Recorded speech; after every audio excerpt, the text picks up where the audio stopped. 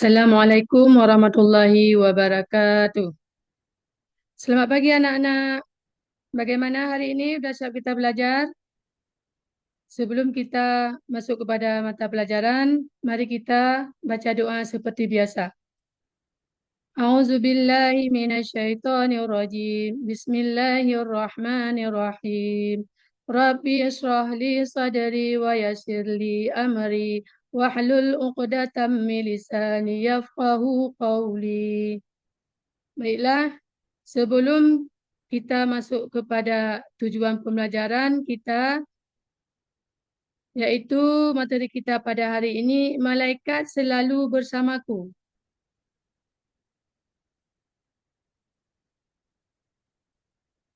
Sekarang kita lihat tujuan pembelajaran kita pada hari ini adalah yang pertama, meyakini keberadaan malaikat-malaikat Allah Subhanahu Wa Taala. Yang kedua, menunjukkan sikap disiplin, jujur dan bertanggungjawab sebagai implementasi beriman kepada malaikat-malaikat Allah Subhanahu Wa Taala. Yang ketiga, menganalisis makna beriman kepada malaikat-malaikat Allah Subhanahu Wa Taala. Yang keempat, menyajikan hubungan antara beriman kepada malaikat-malaikat Allah Subhanahu Wa Taala dengan perilaku teliti, disiplin dan waspada. Itu tujuan pembelajaran kita pada hari ini. Sekarang kita melihat pengertian daripada iman kepada malaikat. Satu, iman kepada malaikat adalah meyakini dengan sepenuh hati bahawa Allah Subhanahu Wa Taala menciptakan malaikat sebagai makhluk gaib yang diutus untuk melaksanakan segala perintahnya. Yang kedua, orang yang mengimaninya akan senantiasa menggunakan seluruh anggota badannya untuk berhati-hati dari dalam perkataan dan perbuatan. Yang keempat atau yang ketiga, beriman kepada malaikat hukumnya adalah fardhu ain dan merupakan salah satu rukun iman, iaitu rukun iman yang kedua yang harus diimani oleh setiap umat Islam. Itu pengertian daripada iman kepada malaikat. Sekarang kita melihatnya penciptaan malaikat itu dari mana. Sekarang kita lihat malaikat adalah makhluk Allah Subhanahu Wa Taala yang diciptakan dari nur atau cahaya dan memiliki sayap, sehingga jika ada keterangan lain yang menyatakan bahawa malaikat memiliki ciri-ciri yang tidak sesuai dengan keterangan dari Al-Quran dan hadis, patutlah kita meragukannya. Itu penciptaan malaikat. Itu tidak sama kita yang diciptakan oleh Allah, kita selaku manusia. Beda sekali ya penciptaan malaikat.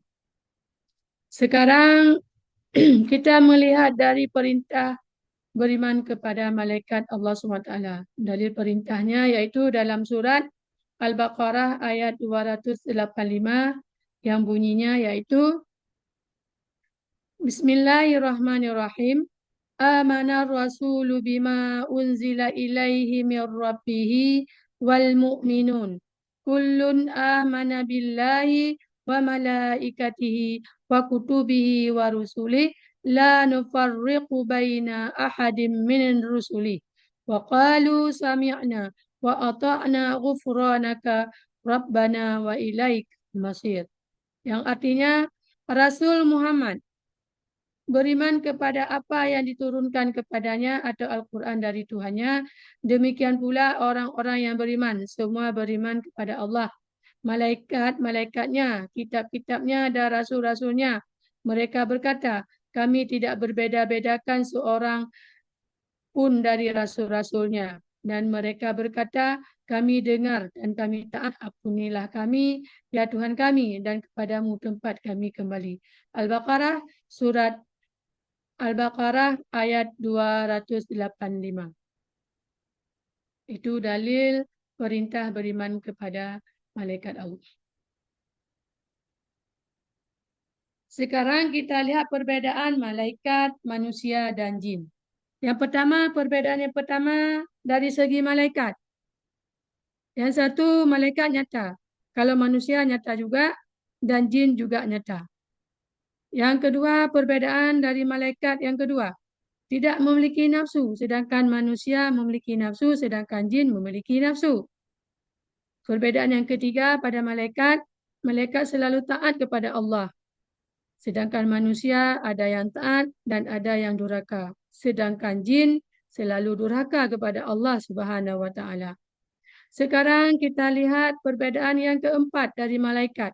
Tidak berjenis kelamin, tidak makan, tidak minum, tidak tidur dan tidak kahwin. Sedangkan manusia berjenis kelamin. Makan, minum, tidur dan kahwin. Sedangkan syaitan berjenis kelamin, makan, minum, tidur dan kahwin. Yang kelima, memiliki akal fikiran yang bersifat statis, itu pada malaikat. Sedangkan pada manusia memiliki akal fikiran yang bersifat dinamis. Sedangkan pada jin atau syaitan atau iblis memiliki akal fikiran. Itu perbezaan malaikat, manusia dan jin. Itu Ibu rasa itu kita sudah tahu. Itu memang dasar sekali perbezaan manusia, malaikat dan jin. Itu kita sudah tahu.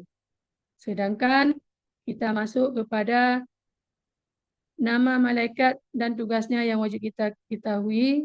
Ibu rasa itu juga sudah sering kita dengar dan sering kita baca. Walaupun demikian, Ibu paparkan juga. Yang pertama, malaikat Jibril menyampaikan wahyu dari Allah kepada para nabi dan rasulnya.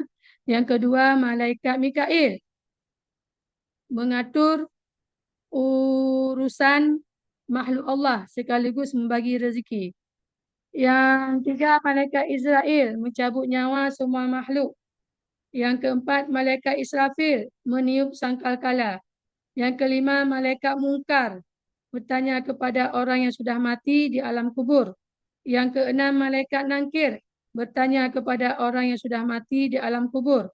Yang ketujuh, malaikat Raqib mencatat segala amal kebaikan manusia. Yang kedelapan, malaikat Atid mencatat segala amal keburukan manusia. Yang kesembilan, malaikat Malik menjaga neraka. Yang kesepuluh, malaikat Ridwan menjaga surga. Itu nama-nama malaikat dan tugas-tugas malaikat ada 10 yang wajib kita ketahui. Ibu rasa itu sudah paham sekali kalau nama-nama malaikat dan tugasnya masing-masing.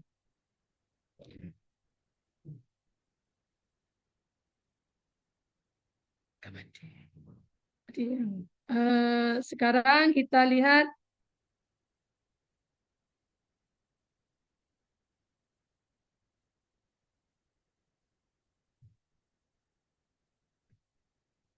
perilaku mulia meneladani sifat malaikat dalam kehidupan.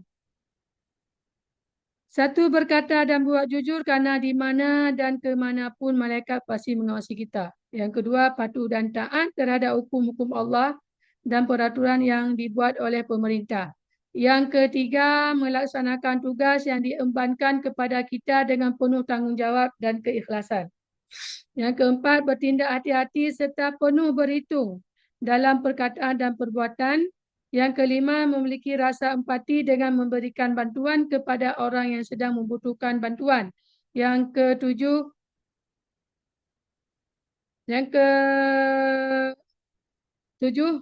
perilaku yang ditampilkan mampu menjadi suri teladan bagi lingkungan.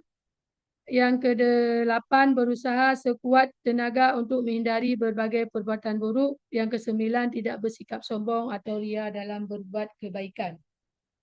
Itu adalah perilaku mulia meneladani sifat malaikat dalam kehidupan sehari-hari. Untuk pelajaran hari ini bisa kita mengambil kesimpulannya iaitu satu, malaikat adalah makhluk Allah Subhanahu Wa Taala yang diciptakan dari nur atau cahaya. Yang kedua, iman kepada malaikat adalah meyakini dengan sepenuh hati bahawa Allah Subhanahu Wa Taala menciptakan malaikat sebagai makhluk gaib yang diutus untuk melaksanakan segala perintahnya. Yang ketiga, hikmah beriman kepada malaikat iaitu menambah keimanan, ketakwaan kepada Allah Subhanahu Wa Taala dan senantiasa hati-hati dalam setiap ucapan dan perbuatan. Inilah kesimpulan daripada materi kita pada hari ini. Untuk hari ini Ibu cukupkan di sini dulu. Billahi taufiq wal hidayah. Assalamualaikum warahmatullahi wabarakatuh.